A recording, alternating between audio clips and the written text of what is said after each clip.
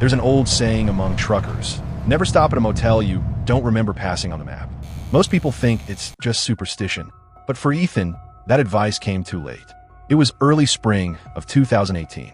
He was driving cross-country, hauling furniture from Illinois to Arizona.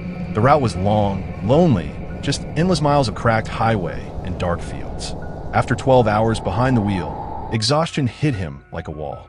His GPS showed no rest area for another 40 miles. That's when he saw it, a faded neon sign glowing through the rain. Sleepy Pines Motel vacancy. The letters flickered, half burnt out, but it was the only sign of life for miles. He pulled into the lot. The building looked like something out of the 70s, a single row of rooms, each with a flickering porch light and a number painted on the door. No other cars, no sound except for the rain. He stepped out, the smell of wet asphalt heavy in the air.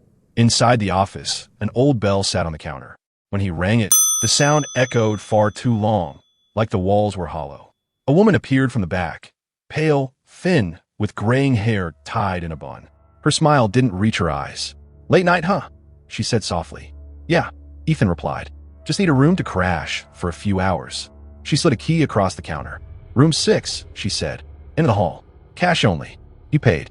Her hand was cold when it brushed his. The hallway smelled like mildew and old cigarettes. As he walked to room 6, he noticed something odd. All the other doors were closed, but he could hear a faint sound from inside. Whispering, low and muffled, like conversations happening just behind the walls. He tried to ignore it, told himself it was just his tired brain.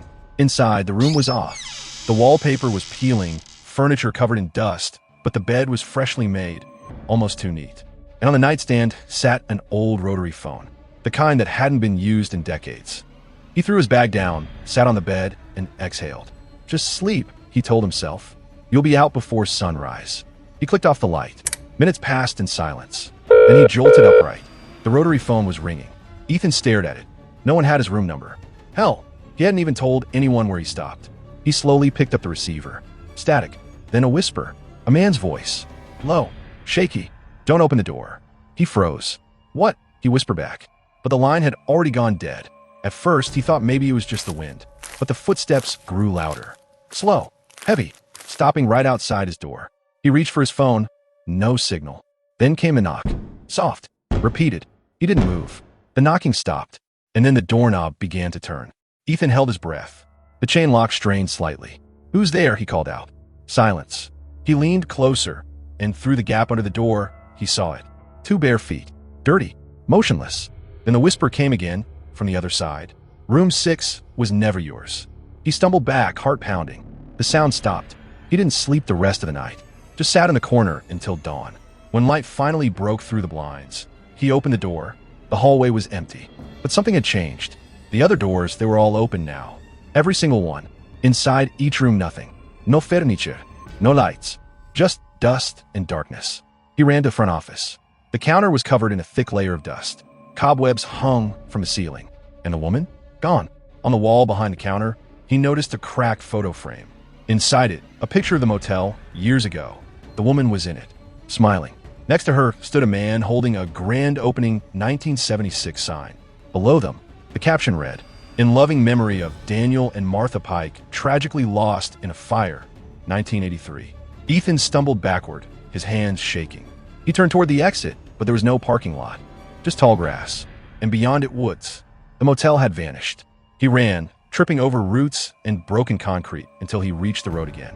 His truck sat there, engine still warm. He climbed in, locked the doors, and drove until the fuel light came on. Only then did he dare to stop.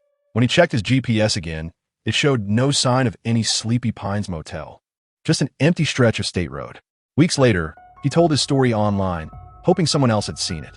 A few people replied, all truckers. They'd heard the name before. One said his father had stopped there in the 80s, before the fire. Another claimed the motel appears every few years to travelers too tired to know better. Always the same. Always cash only. Always room 6. Ethan doesn't drive long routes anymore. He still dreams about that voice on the phone. Sometimes, when his home phone rings late at night, the same rotary tone, the same echo, he lets it ring. Once, curiosity got the better of him. He picked up, and through the static, a voice said quietly, "Checkout's overdue, Ethan." He threw the phone away the next morning. But sometimes when it rains, he swears he hears that same bell, faintly, from nowhere near. He's moved 3 states away since then. Yet last month, driving through a small town in Nevada, he saw something through the trees. A faint neon sign, flickering red in the dark. Sleepy Pines Motel vacancy. He didn't stop. He didn't even look twice. But he swears, the next day, when he checked his truck's odometer, it had added exactly 6 miles. And that's why some roads are better left untraveled. Because not every place that welcomes you in ever lets you leave.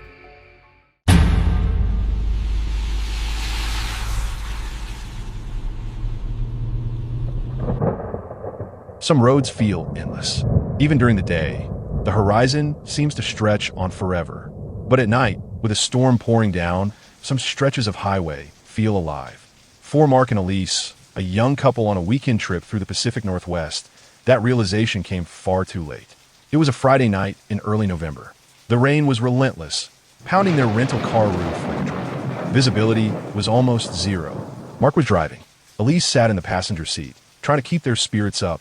They joked, sang along to the radio, even though static occasionally cut the song's mid-lyric. And then, he saw it. A pickup truck appeared in the middle of the road. No headlights, no brake lights, just parked there. Mark swerved instinctively, heart pounding. But when they looked again, it seemed closer, not moving on its own, just inching toward them. Elise gripped his arm. "Mark, it's moving. Why is it moving?" "I don't know," he muttered, eyes wide, gripping the wheel tighter. They took the next exit. The road signs kept repeating the same number, 66. Exit 66. Mile marker 66. Junction 66. Hours passed, but every sign said 66. The rain poured harder, visibility worse. Their GPS signal dropped entirely. Elise's breathing became rapid. "Mark, I think we're lost." And then, the footprints appeared. Mud, wet from the storm.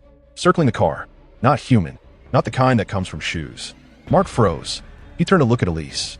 Her face was pale, terrified. Before they could react, scratches began appearing on the windows. And then, the footprints appeared. Mud, wet from the storm. Circling the car.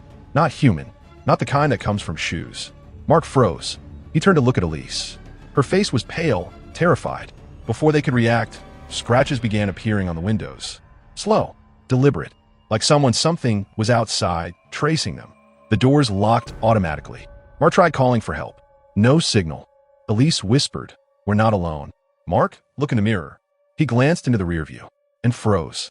A figure stood in the distance behind them. Pale, motionless, eyes fixed, and it looked exactly like them. The reflection was perfect. Mark's jacket, Elise's hair, their exact expressions. They didn't move. It just stared. Mark slammed on the accelerator. The truck from earlier was gone, but the figure in the mirror stayed. No matter how fast they drove, it kept appearing. At the side of the road, in the trees, sometimes just standing in the lane, forcing them to swerve. Exhaustion and panic set in. "Maybe it's a hallucination," Mark said, voice trembling. Elise shook her head. "It's real. I can see it. It's copying us." The road seemed endless. Mile markers blurred together. Signs twisted. Every turn led them back to the same stretch. And then the first voice came. Low, raspy, like someone breathing through a fog. "Keep driving." Neither of them spoke. The voice wasn't coming from the radio. It came from the air itself. From outside. From nowhere. Sunlight broke through the clouds. The signs returned to normal. Mile markers counted forward. No truck. No footprints. No storm. Mark and Elise laughed nervously at first. Relief. Normalcy. But the feeling never left. Weeks later, they tried to recount what happened. They checked road maps, GPS logs, online forums. Nothing. No record of the mysterious 66 stretch. No sightings of the ghostly truck. Only whispers in the wind and the memory of their own reflections staring back at them. At night, Elise still wakes to the sound of tires on wet asphalt outside their home. Mark hears footsteps circling the driveway when no one is there. Sometimes when they drive past empty highways, the signs flicker just slightly, repeating the same number, 66. They don't stop. Friends suggested it was stress, fatigue, or a shared hallucination. But they both remember the footprints, the scratches on the windows, the figure looking just like them, and the voice. Keep driving. Months later, a local highway patrol officer called them about a strange report. Truckers had been reporting a pale figure standing in the middle of the road, sometimes matching the appearance of the last vehicle they passed. Every time the officer went to investigate, Nothing. Except, sometimes, the figures seem to vanish into thin air. Mark and Elise still avoid night drives. They plan their trips carefully, sticking to main roads, avoiding highways with minimal traffic. But the memory follows them, sometimes in reflections, sometimes in shadows along the side of the road, and sometimes in quiet moments, they hear the faint whisper of tires on wet asphalt, circling, waiting. One late November night, Elise dreamed she was driving.